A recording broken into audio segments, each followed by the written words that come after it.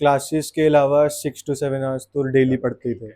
देखो, सबसे important point खासकर जो पढ़ने वाले हैं, जो रेस में हैं, उनके लिए ये होता है कि जब मार्क्स कम हो रहे हैं तब हम अपने आप को मैनेज कैसे करें, और इन सब के साथ हुआ है। अभी डॉक्टर बन चुके हैं, एडमिशन हो गया, डॉक्टर बन ही गए, नहीं तो सब लोग कभी ना कभी रोते हुए आए हैं। ठीक है, तो ये लोग बताएंगे प्रैक्टिकल अप्रोच क्या रहनी चाहिए, क्या उस टाइम हम अपने आप को ये विश्वास दिला सकते हैं कि कोई बात नहीं है, मार्क्स कम हुए बढ़ भी जाएंगे, कोई प्रॉब्लम नहीं है, या फिर गिव अप कर दें, उन्हीं को हम फाइनल मार्क्स मान लें, नीट के फाइनल मार्क्स मान लें। ये लोग बताएंगे क्योंकि इन्होंने डिटेल में इन चीज़ों को फेस किया हुआ है। यहाँ पे टेस्ट की फ्रीक्वेंसी बहुत ज़्यादा रही है, जिसकी वजह से इन्होंने ऐसी प्रॉब्लम्स, कम हो जाना, अनएक्सपेक्टेड मार्क्स आ जाना, अनएक्सपेक्टेड रिजल्ट फेस करना, ये इन सब से गुजरे हुए हैं। हाँ जी, टीना आप बताएं। टीना, आप नहीं बोल रहे हो।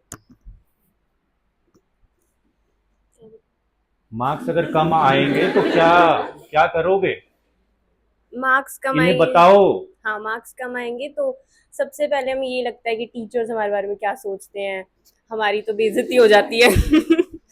पर मुझे ऐसा लगता है कोई याद नहीं रखेगा यहाँ कितने नंबर आ रहे हैं कितने नहीं आ रहे, चाहे तुम्हारे रैंक 1 आए चाहे तुम बिल्कुल लास्ट आओ। पर जो नीट के मार्क्स है मुझे लगता है वही याद रखते हैं सब। इनको बस प्रैक्टिस समझो और जो गलतियां उनको सीखो बस।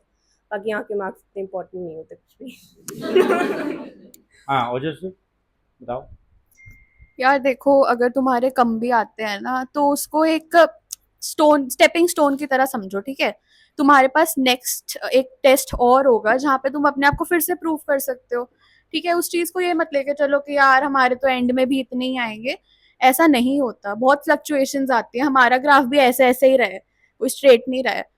तो हम भी अपने आप को यही बोलते थे कि यार कोई नहीं, नेक्स्ट टेस्ट है, हम उसमें और अच्छी तरह तैयारी करेंगे, और जो तुम्हारी गलतियां हुई हैं उस टेस्ट में उसको ध्यान से आराम से उस चीज को फिर से पढ़ना, उस चीज को फिर से एनालाइज करना कि तुमने कहाँ गलतियां की जो तुम्हारे मार्क्स डिप हुए, ठीक है। बट उसको प्लीज एंड रिजल्ट मत समझना अपना, ये बहुत इंपॉर्टेंट है। अपने ऊपर बिलीव सबसे ज्यादा इंपॉर्टेंट चीज है इस टाइम पे, अभी जब तुम प्रिपरेशन फेज में हो। तो अपने ऊपर प्लीज विश्वास रखना। कभी कम भी होता है तो टीचर्स के पास चले जाओ, वो तुम्हें मोटिवेट कर देंगे। तो अपना नेक्स्ट टेस्ट और अच्छा कोशिश करना, मतलब कोशिश करना कि और अच्छा हो, और जो तुम्हारा चला गया उसको फिर से रिवाइज करना ढंग से।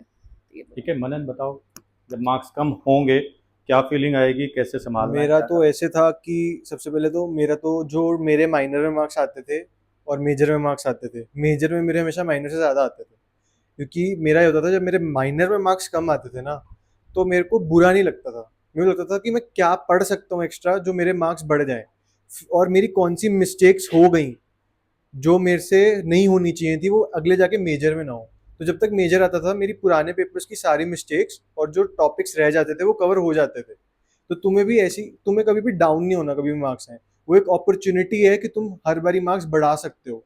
अब जो टॉपर आ रहा है वो अपने मार्क्स 5 नंबर बढ़ाने में भी उसकी बहुत बहुत ज़्यादा मेहनत लगती है। तुम्हारे अगर तुम अभी 450 500 पर हो, तुम 10 20 मार्क्स ऐसे बढ़ाओगे तुम्हें पता भी नहीं लगेगा। और वो एक कॉन्फिडेंस बूस्टर होते हैं, क्योंकि ना जब तुम्हारे मार्क्स बढ़ते रहते हैं ना तुम्हें लग रहा है हाँ यार हमारी हम मेहनत कर रहे हैं और हमारे मार्क्स बढ़ी जा रहे हैं। अब जैसे मेजर में मेरे शुरू हुआ था 500 से, और धीरे धीरे 500 से 600, फिर एक ऐसा पेपर आया जिसमें मैं सीधा पहुंच गया 400।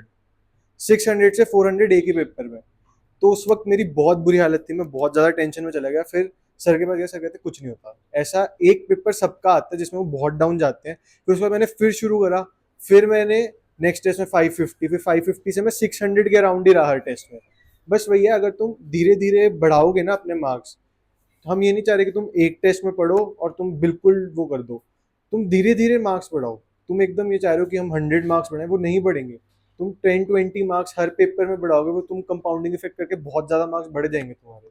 तुम्हें ऐसे ही पढ़ना है और हर टीचर से उसके बारे में बात करते रहना है। टीचर से बात नहीं करोगे तो फिर बहुत मुश्किल होएगा तुम्हारे लिए।